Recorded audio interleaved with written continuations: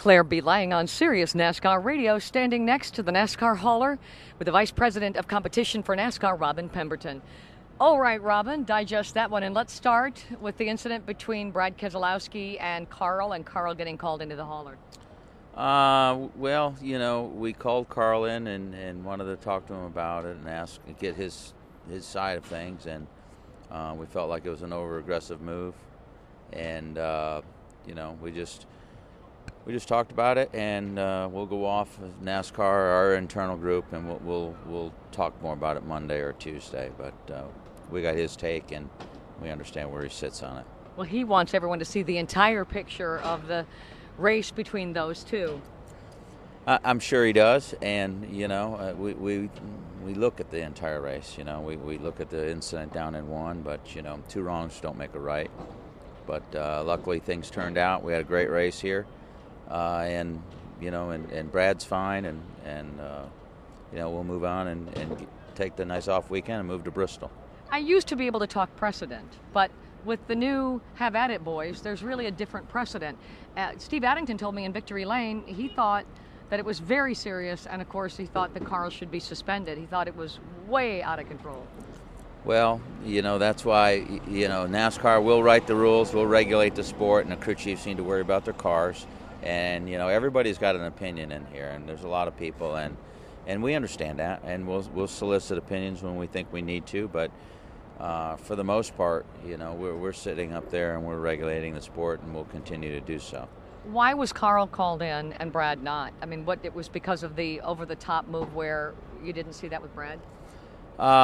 You know, the early incident, if you want to go back to that, you know, early in the race, there's a lot of 2 and 3 wide racing here in Atlanta, and there probably could have been more give and take than there was, and that particular situation took, for all intents and purposes, 2 cars out of the race, and then the next one took another car out of the race. So, you know, we felt like with Carl being as many laps down as he was, that we just want to talk to him. It wasn't a major talking or anything, and you know, get his side of things. Also, the green-white checkered, and a lot of people are calling in and breaking that down. You know, some really like it. A lot of the fans like it, and then others are expressing opinion that it's crazy. They got to do something about this because, I mean, it's dangerous and all that. And then you look at the precedent of being able to race to the end, like in years past. Well, you know, people don't want to see these things under caution, and we're giving it every opportunity. And you know, if you come to a race and you don't expect crazy to break out every now and then, well, you know, it just happens. I mean, these race car drivers are the best. The crews do their job, and you know, when it comes down to the end of the race, they all drive harder than they did at the middle part of the race, and things happen. So I think the green-white checkered, multiple attempts at it, I think it gives the fans what they came to watch. Here's the other thing. There were a lot of tire incidents today, but not by the winning team. Steve Addington told me he was traditionally conservative in the area of tires. Maybe others were not, but of course you had to be watching that.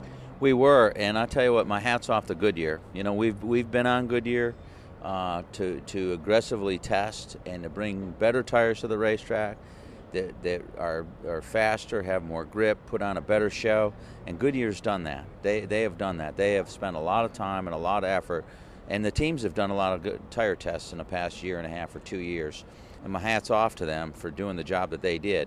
Now, the teams, you know, they've got a little skin in the game here, and they need to know how far that they can push their tires.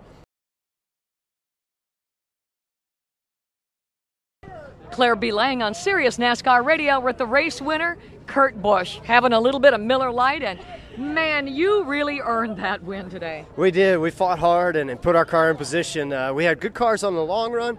We had good cars in the middle stages, but most importantly, we had good cars on restarts. And I just thought for some reason this race was going to come down to some of those, and we had a good car that would just leap right out of that hole and take the lead. Your crew chief, Steve Addington, said, man, I knew this guy was good, but I had no idea how good. I am so happy to be here. I'm so lucky. He says you have the veterans experience, and I mean, your crew chief just cannot stop raving about you. I love Addington, and I'm very happy to bring this win home for him and this team.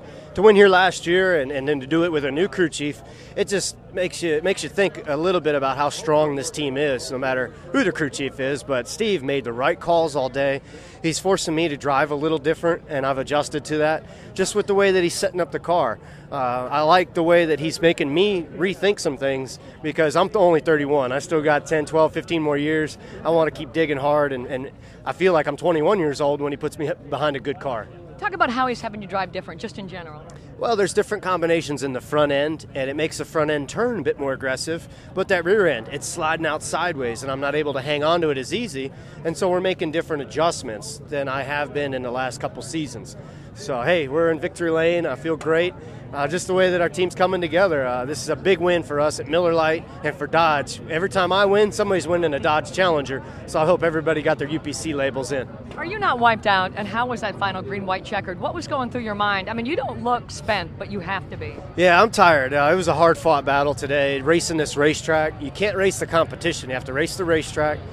We won the race on the long green run, then the yellow came out. We won on the first green-white checker.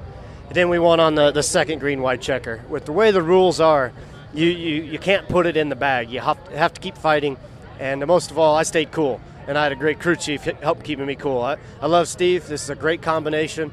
And just the way our team's working together right now, I couldn't be happier. And Roger Penske pretty proud of you as well. It's huge for him and the decision he made to stick with Dodge, and for bringing in Steve Addington. I know we had to pay him the big bucks, and we want to deliver. I also want to ask you, when you were getting ready to restart that race on the final restart, what was in your head? Were you thinking, damn, I'm not losing this thing now? You know? I'm going to fight all the way to the end, and you can't do a stupid mistake and give it away.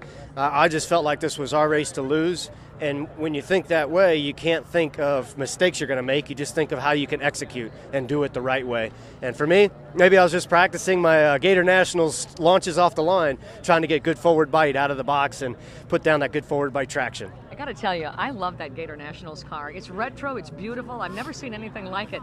I'm not really a drag racing aficionado, but after I saw that car, it's a beauty. Well, it's more of a show car and a street car, but we just kept bringing different ideas to the table. We put a turbo on it. Next thing you know, we put an automatic trans with a power glide on it, and it's got big 10.5-inch rear.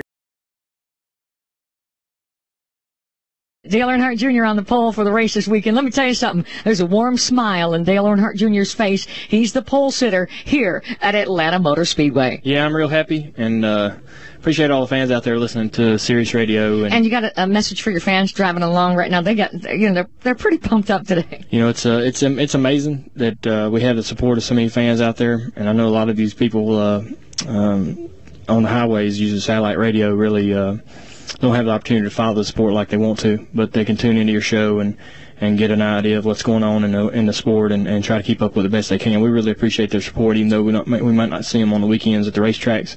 We appreciate them following us and supporting our sport.